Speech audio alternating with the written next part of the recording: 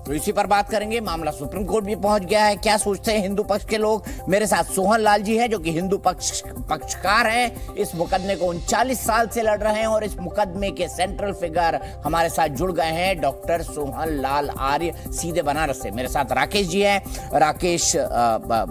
Rakesh Tripathi ji Bharatiya Janata party के spokes person हैं। मेरे साथ असगर खान साहब एडवोकेट हैं। मेरे साथ राशिद शरीफ साहब हैं, प्रेसिडेंट है south India Muslim personal law board के। मेरे साथ थोड़ी देर में शेख अलीमुद्दीन असादी साहब जुड़ेंगे और मेरे साथ दानिश कुरैशी जी हैं AIMIM के, वो भी मेरे साथ जुड़ेंगे। सबसे पहले शुरुआत में सोहनलाल जी करता हूं। अब मुस्लिम पक्ष सुप्रीम कोर्ट चला गया है, क्या कहेंगे आप? बिल्कुल बिल्कुल। हम दरअसल मुख्य प्रश्न है कि ज्ञानवापी का सच क्या है, पूरे देश के सामने यह सच क्या है। सच ये है कि ज्ञानवापी अभी जो अगले वर्ष 16 मई 2022 को जो सच आया था, उस सच के द्वारा जो डॉक्टर AK विश्वेश जी जो जिला जज थे, बाकायदे जब पूरे सर्वे का जो सर्वे हुआ वह सब उनके सामने प्रस्तुत किया गया। उनके जो साक्ष्य निकले सामने, सारे के सारे उसमें जो है शंख, चक्र, गदा, त्रिशूल, स्वस्तिक चिन्ह, यहाँ तक कि ओमकार के ओम और सारे साक्ष्य वहां पर थे। इतना ही नहीं, हम मुस्लिम तहखानों में गए, वहां पर संस्कृत के श्लोक भरे वह शिलाखंड थे और तो और यहाँ तक जहाँ नमाज पढ़े जाते हैं 14-14 फीट के खंभे, जो उसके चारों कोनों पर घंटियां जंजीर, घंटियां जंजीर, घंटियां जंजीर, उसकी कतारें लगी हुई है। आखिर कितने प्रमाण चाहिए? और वह पश्चिमी दीवार जिसको चुनार के तोपों से लेकर के 18 अप्रैल 1669 में औरंगजेब के आदेश फरमान से तोड़ा गया, वह चीख चीख के चिल्ला रहे हैं कि मैं मंदिर हूं, मैं मंदिर हूं। और तो और उन शिलाखंडों से टूटे हुए मलबे जो 35 फीट लंबे, 15 फीट चौड़े और 10 फीट ऊंचे हैं, उन सब का भी सर्वे होगा और सर्वे ही ज्ञानवापी समस्या का हल है। आखिर हम शिवलिंग कहते हैं, वो फुहारा कहते हैं, इसका निर्णय कैसे होगा? हम माननीय न्यायालय में गए, माननीय न्यायालय से हम लोग प्रार्थना की कि सर्वे हो, जिससे श्री राम जन्मभूमि में सर्वे हुआ, समस्या का निराकरण हो गया। इस तरह हम भी चाहते सर्वे हो, और सर्वे एक ऐसा बिंदु है जिससे सब दूध का दूध, पानी का पानी हो जाएगा। प्रत्यक्षम किम प्रमाणम।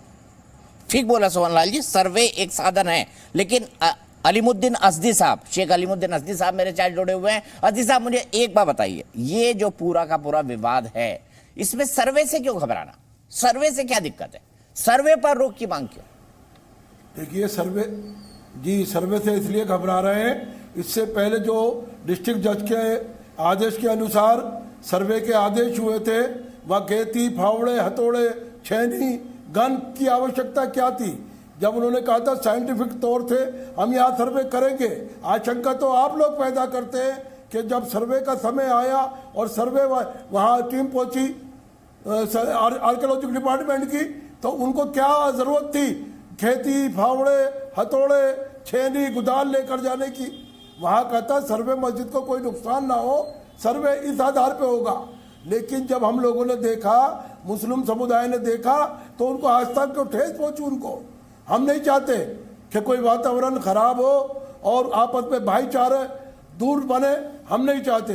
हम हिंदुस्तान में भाईचारा चाहते हैं, आपसी सद्भावना चाहते हैं, इसलिए सच्चाई पर सर्वे की बात हो तो मानी जा सकती है। ठीक है, मैं सोहनलाल जी के पास चलता हूँ। सोहनलाल जी तो सर्वे में मौजूद थे। शेख साहब सुनिए ना, में वहां ले जाते हैं आप और रख देते हैं और उसको टीवी पर उसकी नुमाइश करते हैं, डराने की क्या प्रक्रिया हमें? सोहनलाल आर्य जी उस सर्वे के अंदर मौजूद थे। क्या गेती, कुदाली, फावड़ा, हथौड़ी, गन ये सब ले गए थे ASI के लोग? बताइए सोहनलाल जी।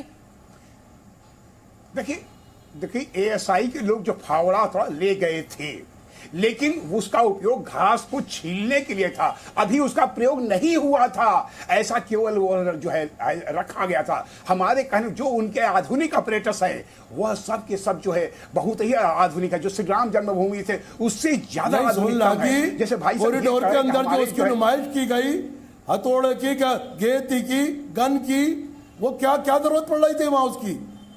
बताइए सोहनलाल जी।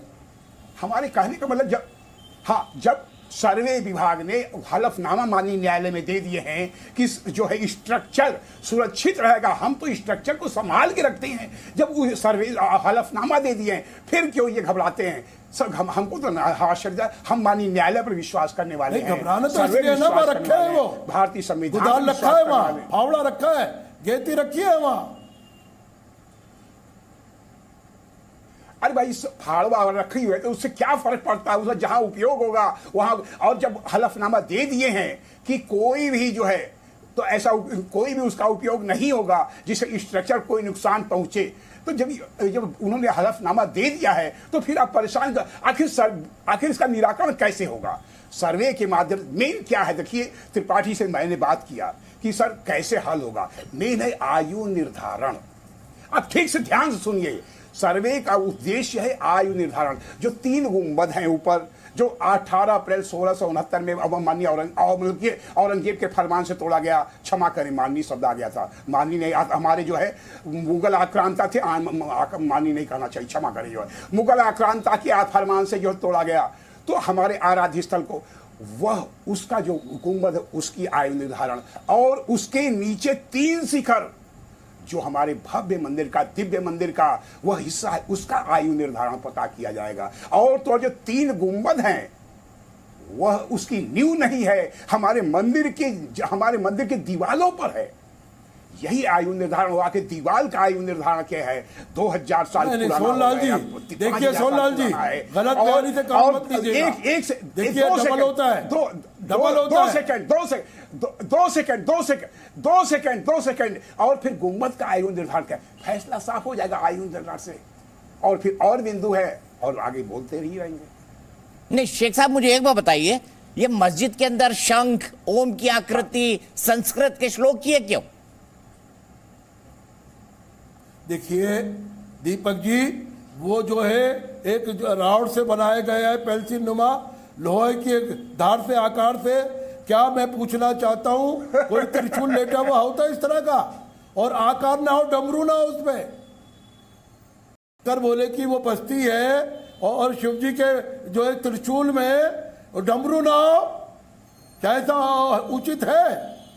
ऐसा कोई त्रिशूल दिखता है इस आकार का जो लेटा हुआ हो?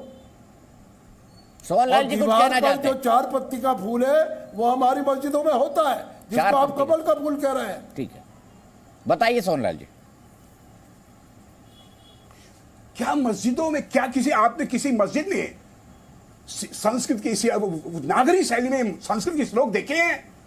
मस्जिद तहखाने में, मुसलमानों के तहखाने में जो 50 नहीं, देखिए वो संस्कृत के जो क्या किसी मस्जिद में नंदी को देखे? क्या किसी मस्जिद में नंदी को विराजमान होते देखे? नहीं देखे। क्या किसी मस्जिद क्या किसी पश्चिमी भारत में सारे शंख चक्र गदा के साथ और गणेश जी की मूर्ति देखे, हाथी की मूर्ति देखे, मान देखे, शंख देखे, और देखिए आप सच जानते हैं तो वह मस्जिद नहीं है, वह महज जिद है। वो सब चीजें बाहर ही है, जिद नहीं है।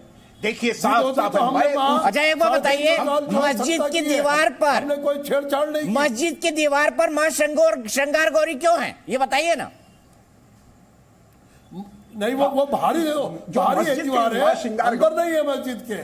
नहीं, कैसे गौरी के जो श्रृंगार गौरी बाहर की तरफ बनी हुई है भैया।